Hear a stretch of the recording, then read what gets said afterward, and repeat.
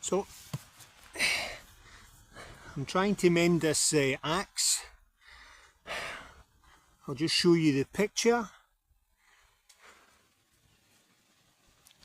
That steel I put, I hammered that in, but it's still coming loose. It's not going the way I wanted it.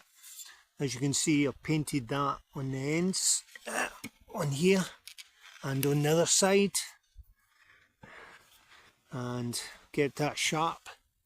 But it's still coming loose, so I need to work on that, but it's still fun to try it out and be careful at the same time.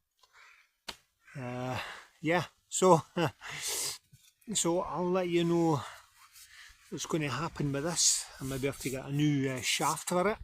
I don't know, but if you've got any tips and like that, please let us know. Catch you later. Cheery.